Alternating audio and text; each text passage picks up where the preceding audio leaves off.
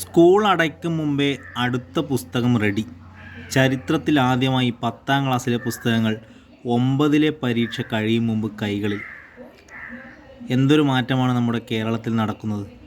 കഴിഞ്ഞ കാലങ്ങളിൽ മുന്നേ പഠിച്ച വിദ്യാർത്ഥികളുടെ പുസ്തകം വാങ്ങി പിന്നീട് 2 മാസം കാത്തു നിൽക്കേണ്ട അവസ്ഥയായിരുന്നു പണ്ടൊക്കെ.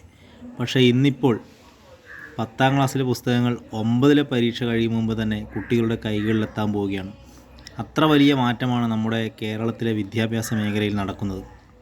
വിദ്യാഭ്യാസ മന്ത്രി പറഞ്ഞത്, സ്കൂൾ അടയ്ക്കുന്നതിന് മുമ്പേ പാഠപുസ്തകങ്ങൾ വിദ്യാലയങ്ങളിലെത്തിച്ച് പുതുചരിത്രം സൃഷ്ടിക്കുകയാണ് പൊതുവിദ്യാഭ്യാസ വകുപ്പ്. മേയിൽ മുഴുവൻ പാഠപുസ്തകങ്ങളുടെ വിതരണവും പൂർത്തിയാക്കുമെന്നാണ് അദ്ദേഹം പറഞ്ഞത്.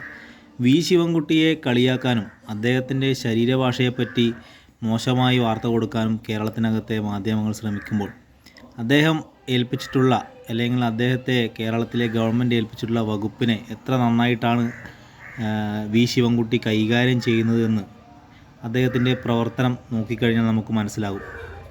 ഉമ്മൻചാണ്ടിയുടെ ഭരണത്തിൽ അബ്ദുൾ റബ്ബ് വിദ്യാഭ്യാസ മന്ത്രിയായിരിക്കുന്ന കാലത്ത് നമുക്കറിയാം, ഫോട്ടോസ്റ്റാറ്റ് എടുത്തിട്ടാണ് കുട്ടികൾക്ക് പുസ്തകം പഠിക്കാൻ ആവശ്യമായിട്ടുള്ള രീതിയിലേക്ക് സൗകര്യങ്ങൾ ഒരുക്കി കൊടുത്തത്. ആ നിലയിൽ നിന്നാണ് ഇന്നിപ്പോൾ ക്ലാസ് തുടങ്ങുന്നതിന് മുന്നേ പുസ്തകങ്ങൾ കുട്ടികളുടെ കൈകളിലെത്തുന്നത്. അത്ര വലിയ മാറ്റമാണ് വിദ്യാഭ്യാസ മേഖലയിൽ. എല്ലാ രീതിയിലും പുതിയ സാങ്കേതിക വിദ്യ ഉപയോഗിച്ച് പുതിയ മൾട്ടിമീഡിയ ക്ലാസ്സുകൾ നിർമ്മിച്ചും പുതിയ കെട്ടിടങ്ങൾ ഉണ്ടാക്കിയും കേരളത്തിനകത്തെ വിദ്യാഭ്യാസ മേഖല ഇന്ത്യക്ക് മാതൃകയാകുന്നത്.